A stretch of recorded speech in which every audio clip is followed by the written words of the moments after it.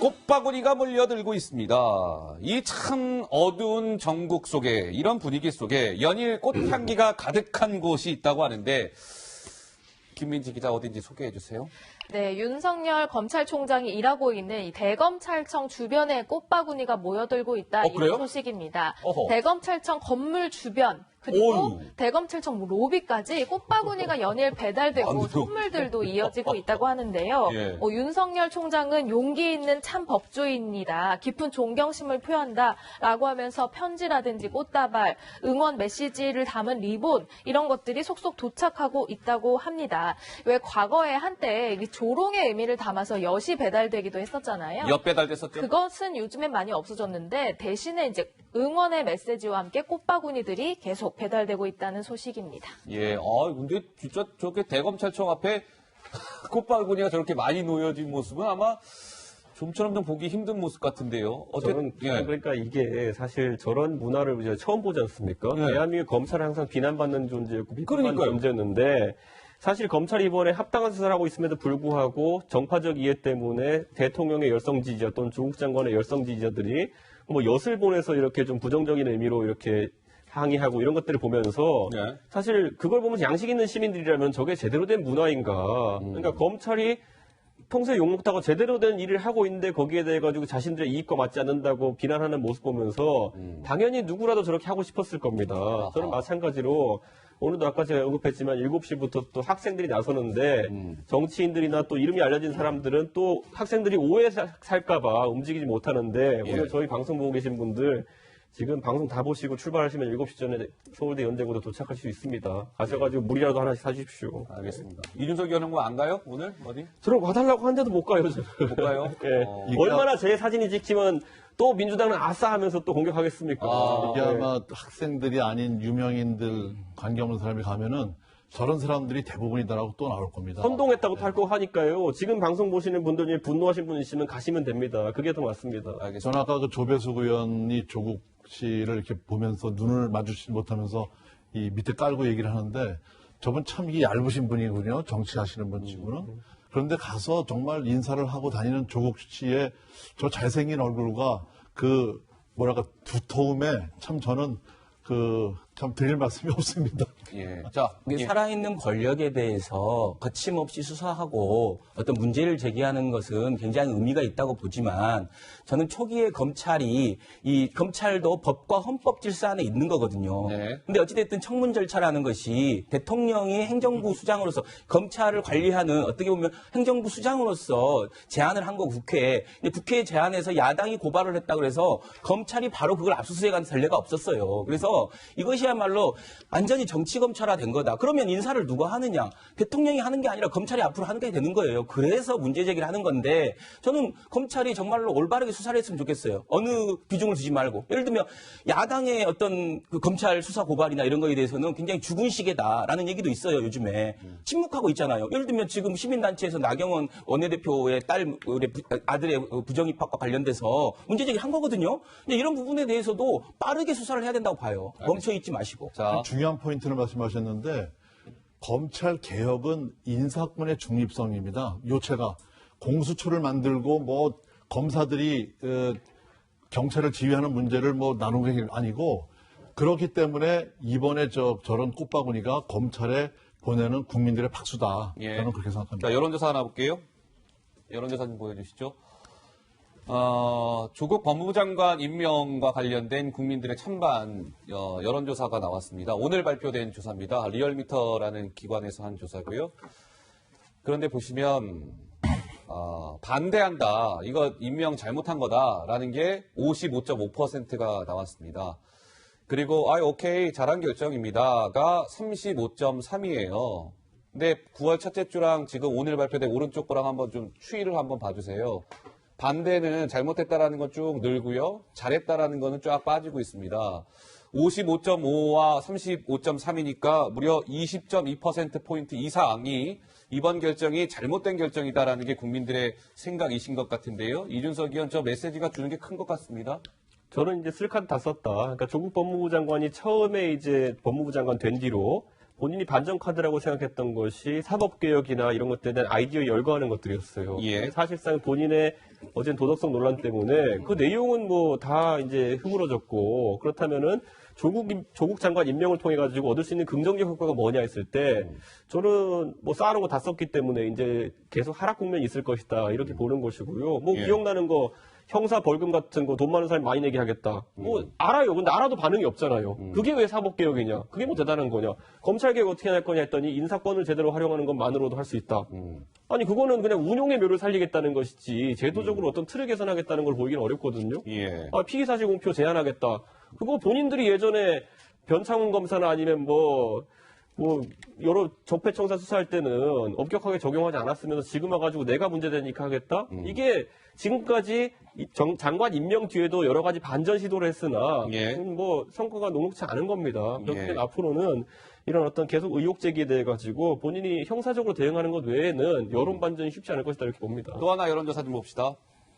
아까 이제 임명에 대한 찬반 여론을 묻는 조사였고요. 이번에는 이제 문재인 대통령의 그 지지율 조사입니다. 그러니까 거세지는 조국 후폭풍이라는 건데요. 국정 지지도를 보고 계시는데 문재인 대통령께서 국정 운영을 잘하고 계십니다. 긍정평가합니다라는 게 43.8입니다. 그리고 아이고 안 될 것 같은데요. 잘 못하고 계세요. 라고 부정적으로 답변하신 분들이 53%입니다. 그러니까 부정이 무려 9.2%포인트 높게 나온 것인데요. 긍정은 취임 이후에 최저치고요. 부정은 문재인 대통령 취임 이후 최고치랍니다. 리얼미터 조사 기준으로.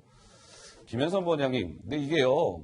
지금 조국 후폭풍이라는 그래픽 제목도 달려있지만 이쯤 되면 이렇게 한번 여쭤볼게요. 대통령이 조국 장관 지명을 철회하기는 좀 무리수가 있을 거예요. 엄청난 후폭풍에 직면할 테니까. 이쯤 되면 조국 장관이 스스로 좀 자리에서 물러나는, 자진 사퇴하는 뭐 그런 방법은 어떻게 보십니까? 절차나 민주주의가 있는 국가에서 여론조사에 따라서 장관을 임명할 수는 없는 거지 않습니까? 예. 과거 역대로 사실 장관 임명과 관련돼서 가장 나쁜 평가를 받았던 사람이 유시민 장관 임명에 반대하는 여론이 한 60%가 넘었었어요. 근데 결국은 장관을 수행하고 나서는 가장 잘한 장관 중에 하나다라는 식의 평가를 받듯이 결국은 민주주의 국가에서 절차와 제도가 있는데 이 절차와 제도를 무너뜨리려고 하는 세력들이 있는 것 같다라는 게 저는 좀 안타깝다라는 생각이 들고요.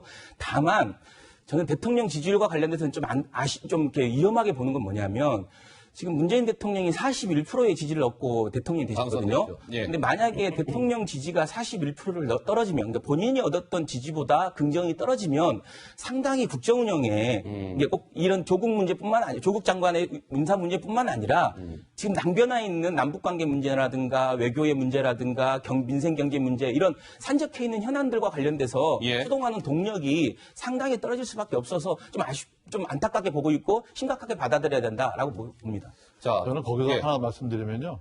유시민 장관하고 비교를 하셨는데 유시민 씨는 이렇게 주변 문제가 복잡한 적이 없어요. 그리고 장관직이라는 게 뭐 보건복지부 장관이기 때문에 뭐 업무 수행에 있어서 뭐 큰 무리 없이 했다 이렇게 평가가 될 수 있지만 이 조국 씨는 법무부 장관입니다. 예. 그리고 이렇게까지 까도 끝이 없는 흥결과 법적인 위법 소지가 있는 분이 누가 있었습니까? 알겠습니다. 자, 자유한국당에서는 계속 지금 머리를 깎고 계십니다. 의원들이요. 그렇죠. 예, 지금 삭발식을 계속 진행을 하고 있는데, 김민지 기자, 오늘도 뭐 어때요? 삭발 릴레이가 좀 이어졌습니까? 네, 오늘은 5명의 의원이 추가로 머리를 깎았습니다. 어제는 국회 부의장, 전현직 국회 부의장 중진 의원 2명이 깎았는데 야. 오늘은 초선 의원 5명이 머리를 삭발하는 데 동참을 했습니다. 뭐 송석준 의원, 김석기 의원 등등이었는데요. 목소리가 준비되어 있습니다. 먼저 들어보시죠.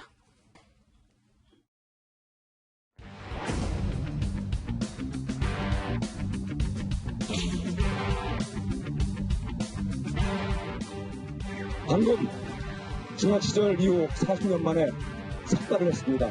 지금의 심정 착잡하고 참담하기 이를 데 없습니다. 문재인 대통령은 제정신이 아닌 것 같습니다. 아직도 법무부 장관에서 사퇴를 시키지 않고 있습니다. 이것은 국민을 무시하는 것이고 국민에 대한 도전인 것입니다. 이제 문재인 대통령께서 답하셔야 될 때입니다. 얼마나 더 국민의 절규를, 국민의 분노에 귀 닫고 눈 감으시겠습니까? 문재인 대통령님, 국민의 명령에 따르십시오!